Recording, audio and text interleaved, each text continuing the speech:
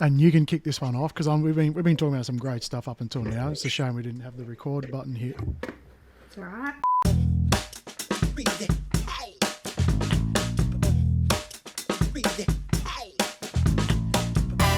Hey guys, welcome to another episode of the Remind podcast. I'm Dr. Ashleigh Moreland. We're joined by my co-host David Masterton, and today we are having a little bit of a follow-on from our previous episode all about abandonment. We finished that episode mentioning that we want to go into a little bit on perception correction. So what we're going to talk about today is perception correction, but in the context of understanding, feeling seen, heard, and validated when this abandonment stuff does kind of come up. The beautiful thing about this is that you can extrapolate the things that we speak about today to just about any topic, but we're going to go into that a bit deeper. So when I say perception correction and abandonment, Dave, what comes to mind for you? I mean, honestly, the first thing, and I want to remind people that I'm the optimist, but the first thing about perception correction I thought about was a Titanic. It's sort of like you've got this perception, right? You've got this perception. How quickly can you change it? And like I could probably, if you have a debate with someone and if it's a logical debate and you're open to the idea of receiving new information, you could probably go, okay, I was for the against and now I'm for the for. But imagine a perception that's so deeply ingrained in yourself. You've been raised on it. It's been modeled. It's just got the well-worn path of the sky is blue, air is invisible, now change my mind. How quickly... Mindset. How quick, and to me, Titanic. And I'll remind people I'm the optimist. But you can imagine then an iceberg comes up, right? We'll talk about it, like, say, in relationships or becoming a parent or something like that. And then suddenly you can't course correct. What's going to happen? Well, the unsinkable sinks. And so it's so difficult because there's so much wrapped up in yourself about who you are, and especially for me in the past, being wrong. Who should what? It's the expectations we place on the other people, right? And one of the things that we were chatting about before we started recording today was around expectation and responsibility.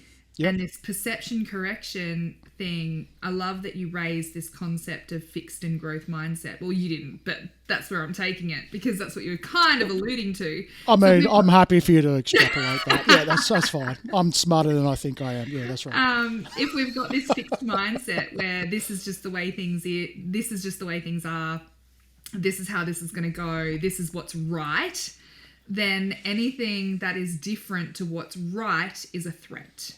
And what do we do with threats? If we are under a threat, then that's an attack. So we will defend, we will justify, we'll attack back. All these behaviours are really egoic behaviours around protecting and preserving our perception of what's right. So when we're talking about perception correction, this isn't about right or wrong. This isn't about someone having to be right or someone having to be wrong.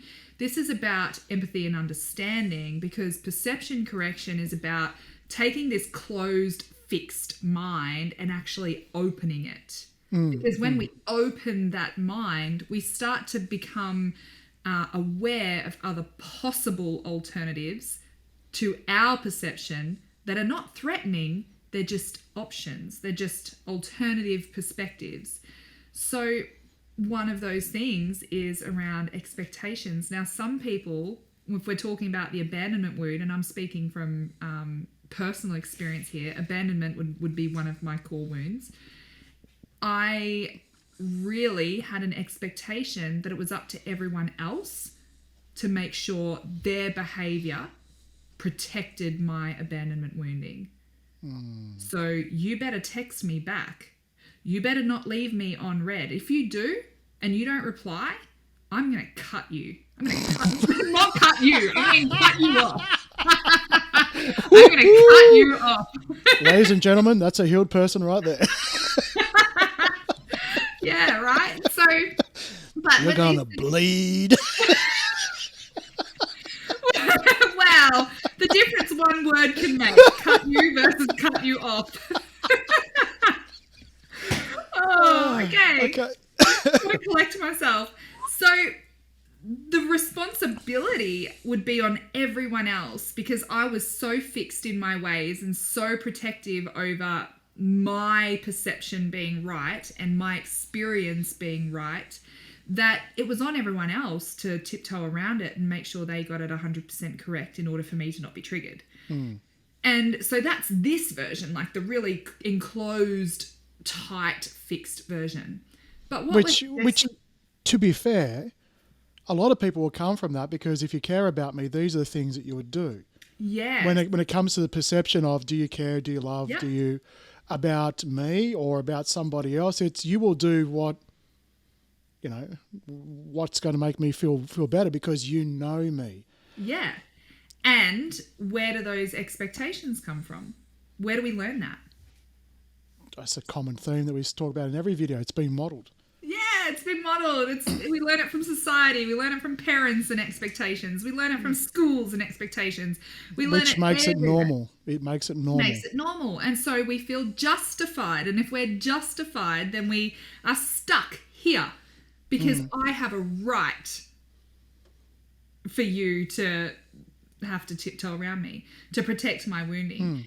Now, what's the other alternative there? The other alternative is that if I unravel and differentiate from that expectation, well, there might be a level of self-responsibility where, for me personally, that then looked like getting curious about what's really coming up for me right now. And if it wasn't true that when they didn't respond to a text message, I was in danger, then what could that really mean? And so perception corrections about being able to see other possible alternatives. And this is kind of like a cognitive reframing exercise. You know, you go to a counselor or a CBT therapist and they'll be doing lots of cognitive reframing. But in my case, it was about going, well, is it really true that they don't care about me? Is it really true that they didn't reply because they don't like me? Is it really true that etc., etc.? And by even just asking a question, when we pose a question, we open up more of our mind. And when we open up more of our mind, it allows us to go way deeper into other possible alternatives. So that was something for me where I had to go, okay, if it wasn't the expectation that everyone around me tiptoed so that my abandonment wounds weren't triggered, what would it look like if I was taking responsibility for my abandonment wounds so that I felt more secure even in the presence of these behaviors? The reality is it's probably a happy middle ground, right? Where they partner with us and... Yeah, absolutely. But I love what you're saying here because this resonates pretty hard because I've learned a lot of these lessons over the last year or so. Because, again, a bit like yourself, I wouldn't be so brutal as to cut someone if they didn't respond back. Would you cut them off, though? Absolutely, yes. Absolutely. Because it triggered, and I didn't realise this, I just thought it was common courtesy. If I message, you message back. Unless there's a general flow in a conversation where you kind of feel like, okay, I'm going to bed, good night. You don't need to respond to that. But if it's a sort of, hi, how you going? Yeah, good. Oh, great, I did this today and da-da-da. You can generally feel a flow. Or even if I send something just sort of like, let's just say a meme or a video or something, if someone sent it to me, I would always, if I'm going to be dangerous here because I know someone's going to go, no, you didn't. I would most of the time respond in some way, an emoji, a thumbs up, a comment, or send something back. Oh, the thumbs up thing. Yep. You do this to me. You even send me thumbs up. Do you know? But that's it. That would trigger me sometimes. Well, because that's a nice way of saying, gotcha, see you later. But Thanks, I'm done. This is something that it depends how conscious or unconscious I am at the time. But if someone thumbs up me and doesn't write anything else, that can trigger me. It can make me go, they're being passive aggressive and dismissive. Well, it's the nicest way to go. Gotcha. Not talking too much more about it. Yeah, but what do I do? What do I do? If you message me and I don't have time to respond in there, what do? I double tap so you get the love heart. And then this thing, I reckon at least twice you've said to me, what does that mean? Is that a yes? Is that a no? Like, where are we going with this? Because I've acknowledged your message with a love heart because that seems more gentle and loving and nurturing than a thumbs up, which feels more passive aggressive. Which is a gotcha. But is it? Is it a gotcha? Or is it a yeah? I love the face that you just put it in there, just a projection into the. But you're right. I mean, at the core of it, the thumbs up is it's a tool that everybody knows exactly what it's used for. It's thanks, but we're done. Whatever this we're talking about, it's over. So are you validating me with my perception, or are we correcting my perception right now? Oh no, I'm saying to you, yes, the way you're feeling, it's like if I wanted to engage more, it would be something else. I would always engage more, even with a meme, because I'm spending more time trying to curate the most perfect meme to respond to it. But if I don't want to say anything, but if I really wanted to engage more and get more, then I'm writing something back to try and engage more. If I'm at my peak engagement, forget the text, you got me on the phone. Right? So there's basically the levels. And I think, people aren't exactly the same as me. I wouldn't assume to think that there are, but that people would have their levels of engagement. So I know we've kind of derailed the perception correction sort of thing through the thumbs up.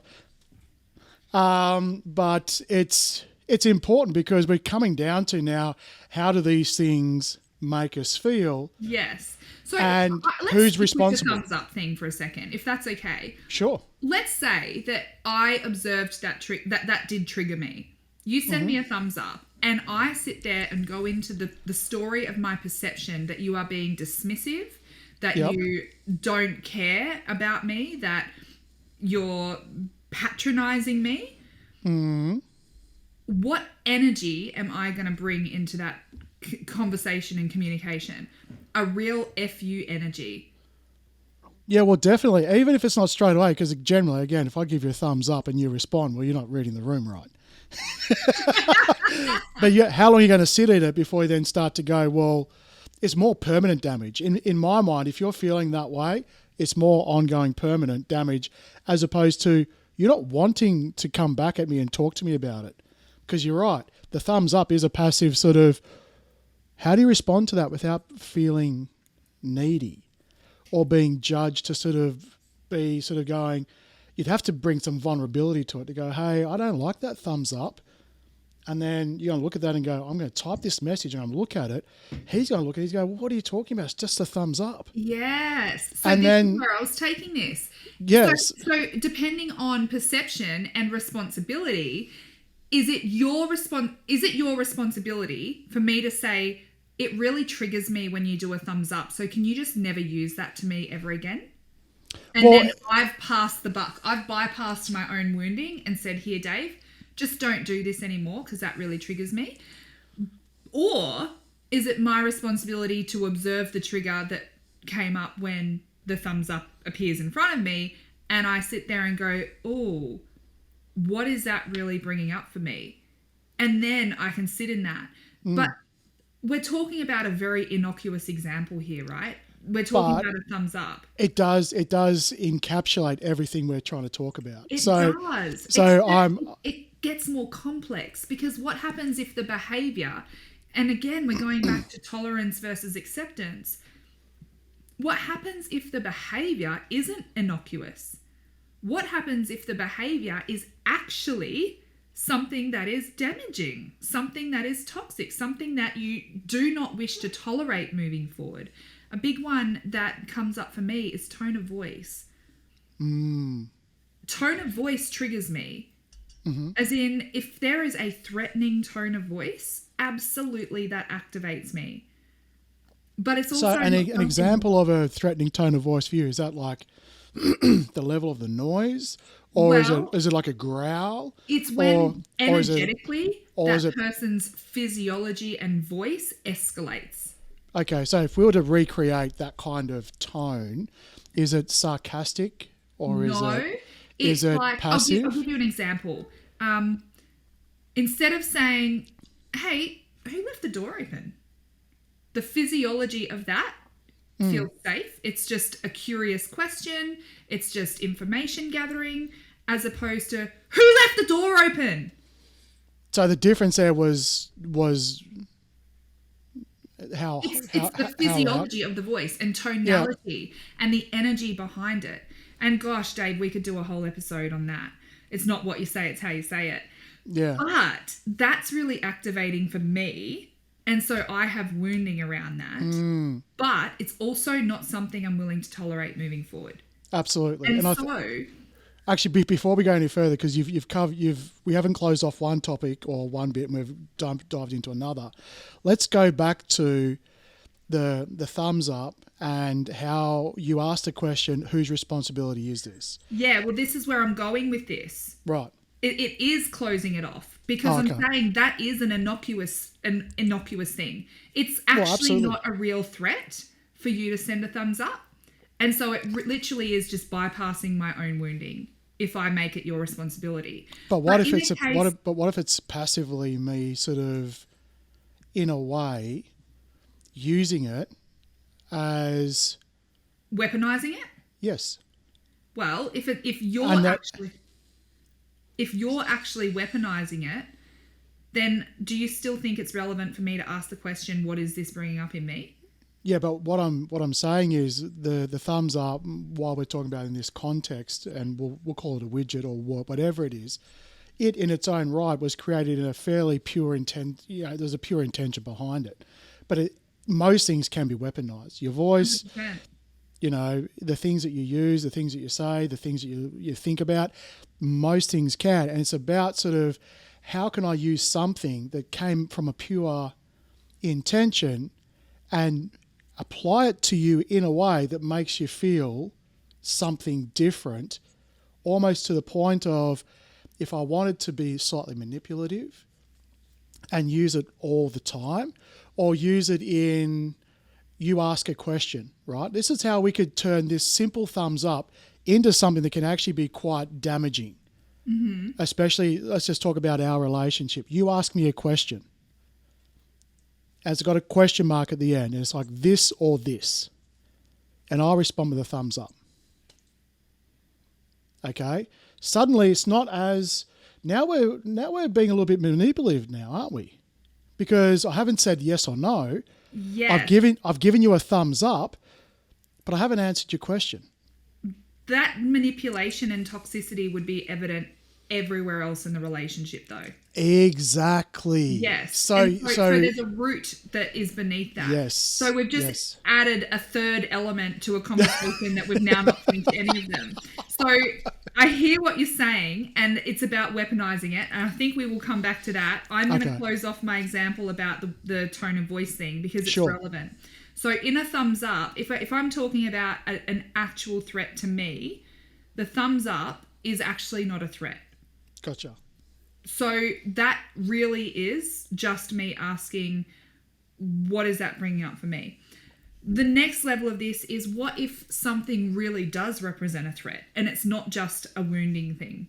Mm-hmm. Because remember, in order for me to protect my wound, I could just say to you, Dave, don't ever thumbs up me ever again.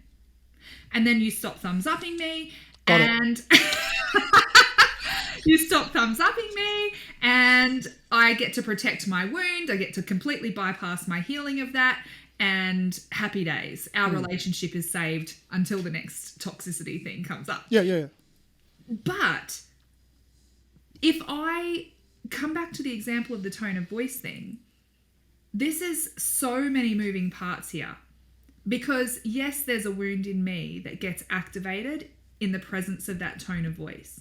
So when that happens, absolutely, I need to go and ask myself, what is this bringing up for me?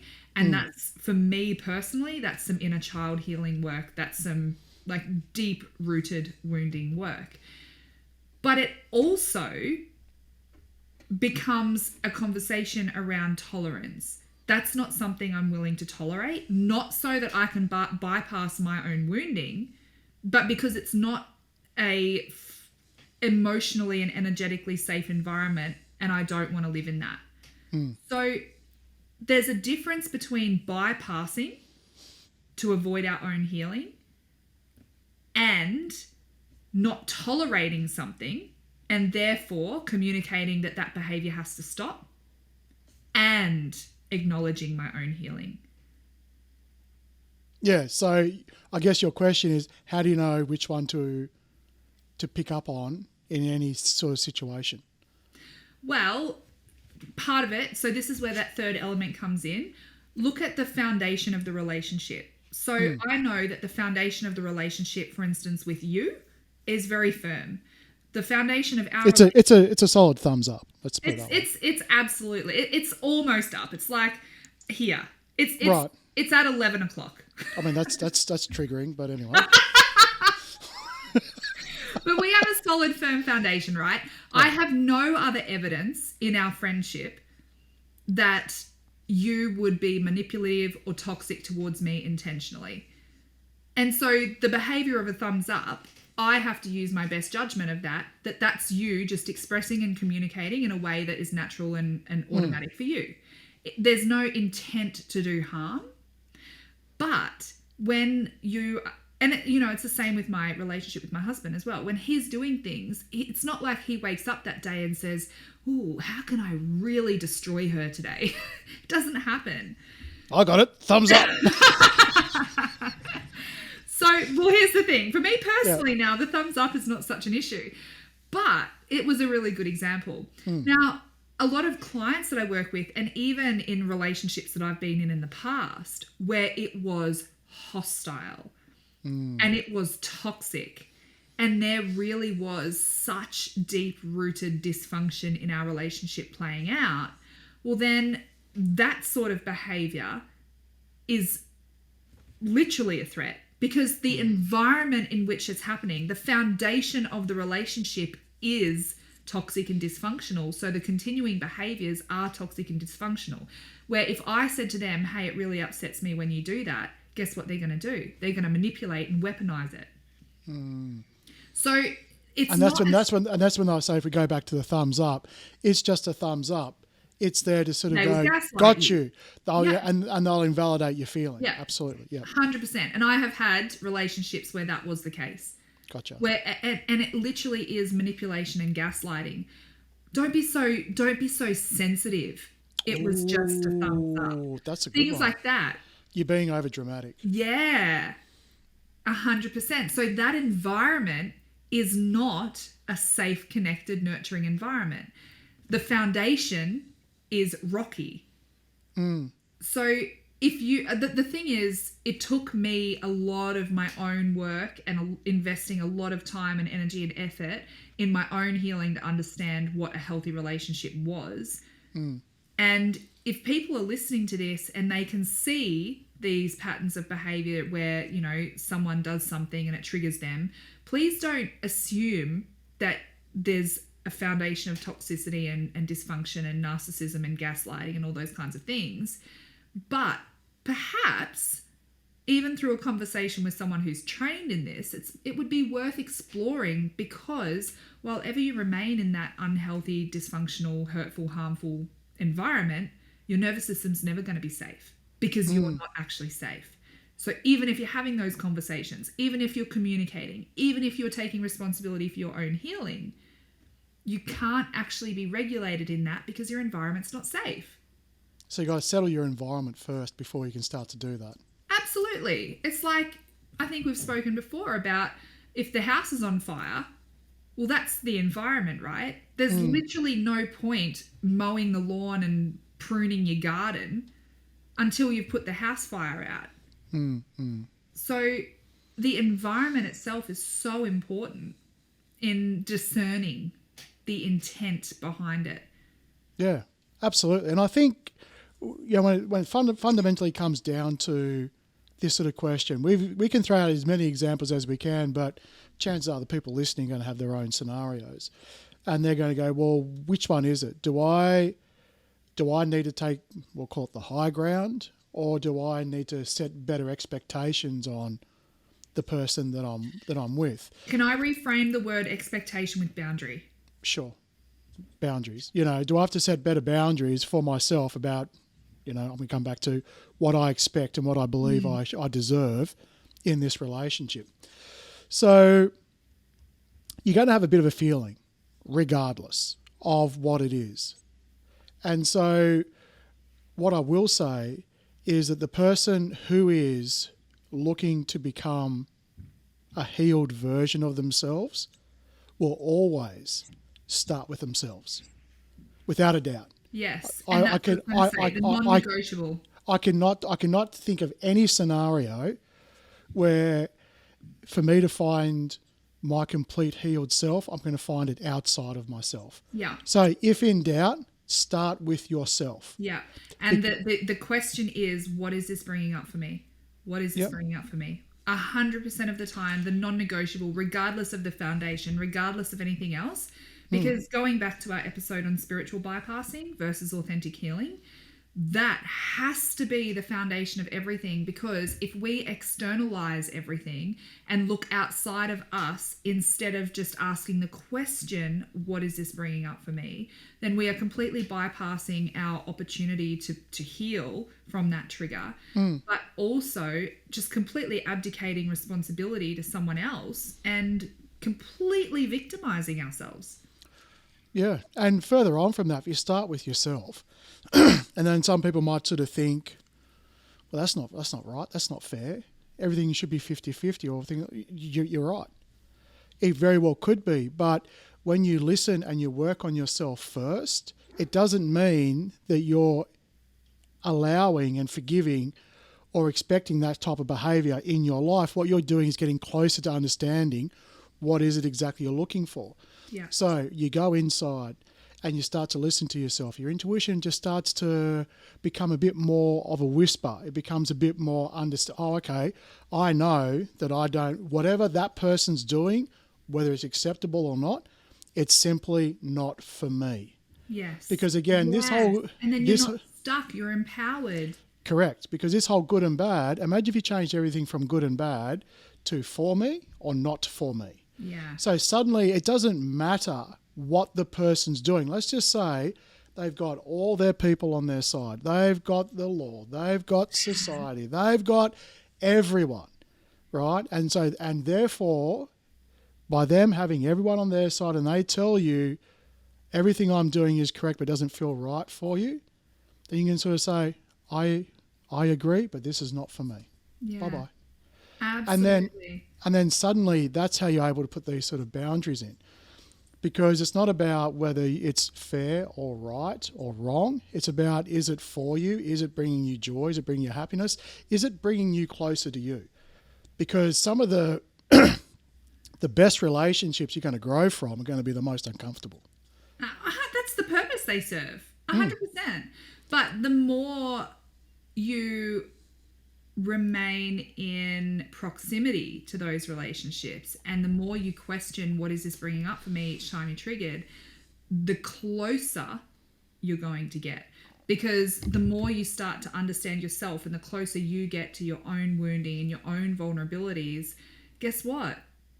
That's where you start to release the calluses that have been protecting you and serving that purpose of keeping you safe. But those calluses also serve as a barrier in authentic connection with others. And so it's very, very hard to feel safely and authentically connected to others when we're separated by these big bollards of self-preservation mechanisms. And so when you're looking at should I be doing something or should they be doing something, another thing is what you were talking about before is the evidence of the relationship.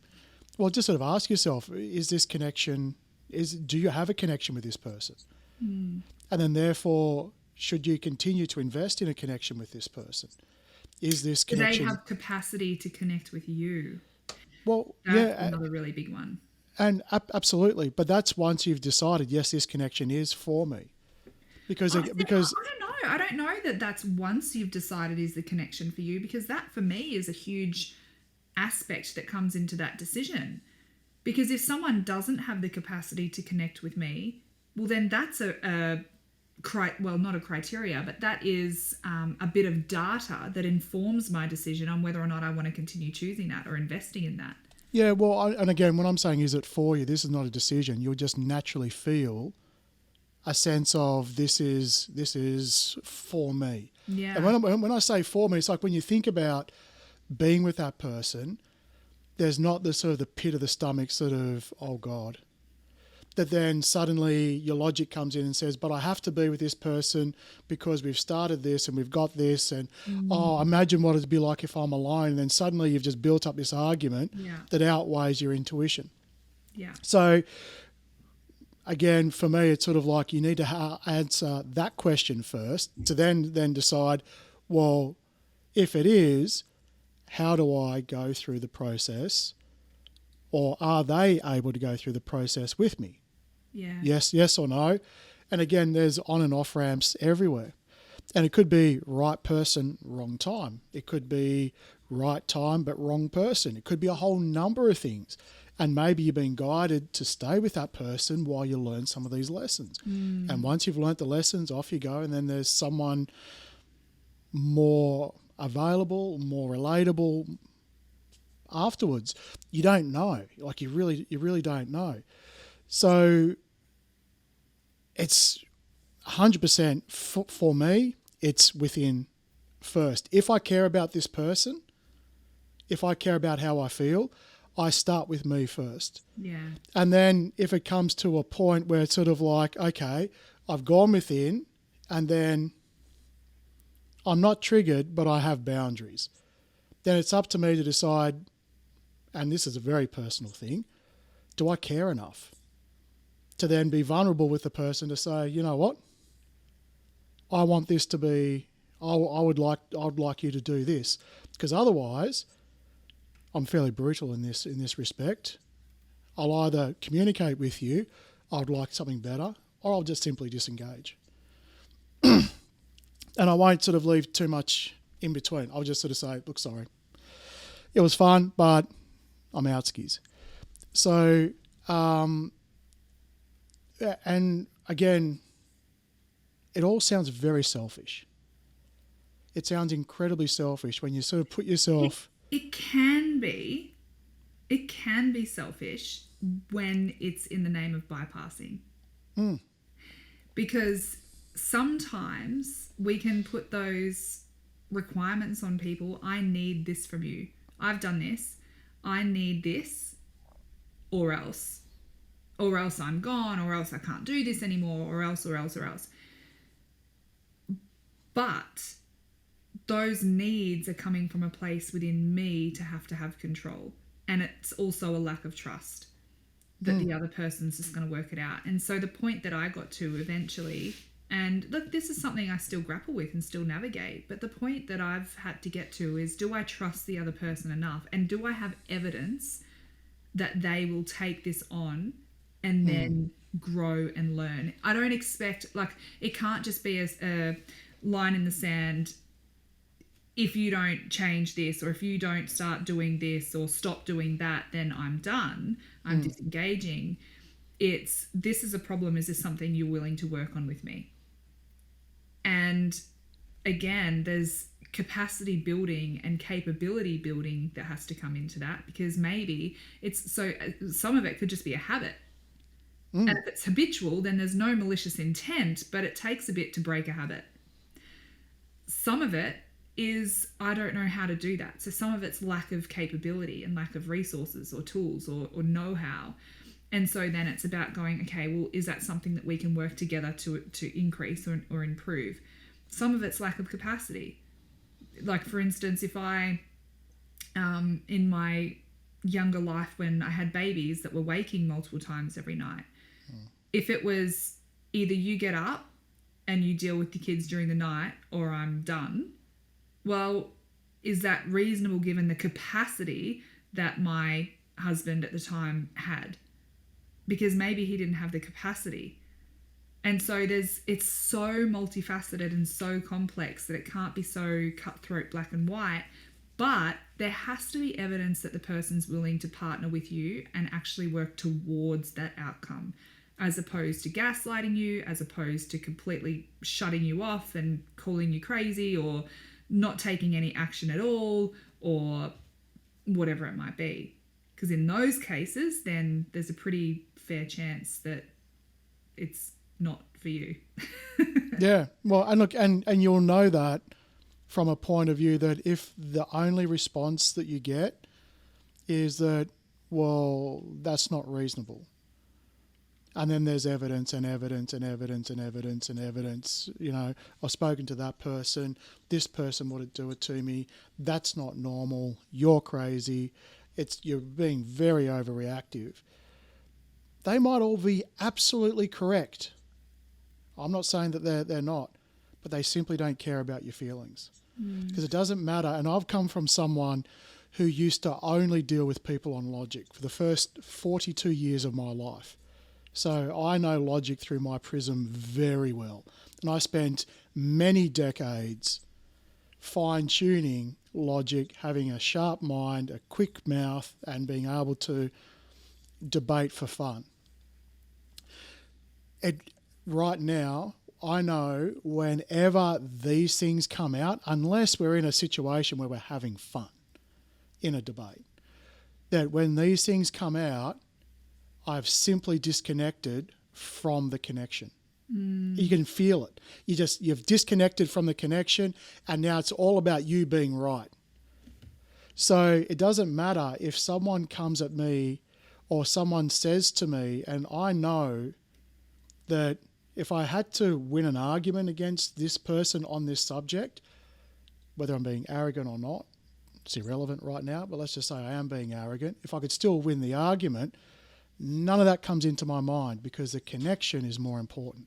Yeah. And I'll go, God, that must suck. Tell me more about it. And from that point, I know I'm working on my connection. And as arrogant as I come across, sometimes I learn something from these people, even though the logic I've deemed to be, nah. Yeah. I love you as a person, but your logic is just rubbish. So,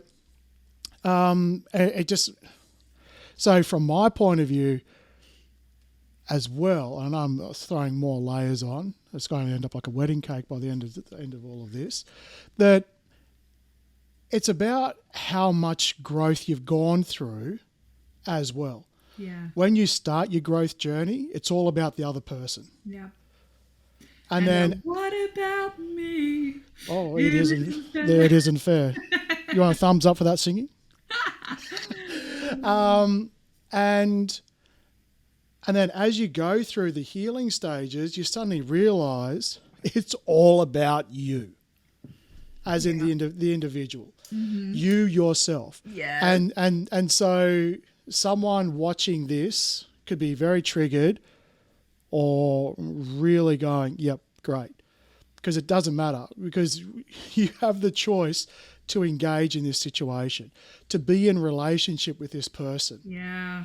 Drastic self-responsibility. This is something that comes up big time in business. When I'm talking to leaders, when I'm talking to business owners, when I'm talking to people who just get stuck in a circumstance and then look around, oh, it's because they did that. No, it's because of the market. No, it's because my staff made these mistakes, or oh, because of this or because of that. But when we really deep dive, it's like, who hired them? Who screened them? Yep. Who tolerated that behavior for a year? Who missed those errors for 9 months, where if you had have picked it up at 6 weeks, you wouldn't have been in the hole that you're in. Who. And I love this idea about another show, but the difference between managing and leading. Oh my gosh, right? We're going there. Not today, but we're going there. No, because here's the difference, right? A leader will inspire, a leader will lead by example, and a leader will take accountability. And a manager, and I'm being very broad here, there's probably plenty of great managers out there, but the term managing just means making sure it doesn't fall over completely. Very different to that sort of, again, fixed is probably managing, just make sure these things tick over, versus leading. Yeah. And so as a leader, and it'd be fascinating because whenever I was in corporate, working in different corporations, a very different David to the David you're speaking to now. Yeah. I'd be very interested to see how this David deals in corporate. Funnily enough, probably won't even end up back there. But it is just completely, it's different. It's about how you can do it. But the domino effect that you can create by bringing that intention and leading that way could be incredibly powerful. But I do see that more and more people are working in that direction, which is super exciting. Yeah. Oh, 100%. Gosh, this has just been the show of rabbit holes today, hasn't it? I know. And it's kind of like, did we close off most of them? I hope so. Yeah, I think we did. No, let us know in the comments. That'll give I don't know. Would this be deserving of a thumbs up? Maybe. Ash? Or maybe we've just created like button? questions for people that they might like to comment down below. Yeah. All right. And just to help Ashleigh with her ongoing healing, if you want to just put a thumbs up in the comments. Yeah, I would hate that. Yeah. Please. Whatever don't. you do not thumbs up it. Yeah, if you want to see Ash go from 0 to 100, just put 2. Like it, press the like button, and leave me a thumbs up in the comments. Yeah, love it. All right, Ash. That was a great one. Great chat. See ya. See you next week. Bye-bye. Bye.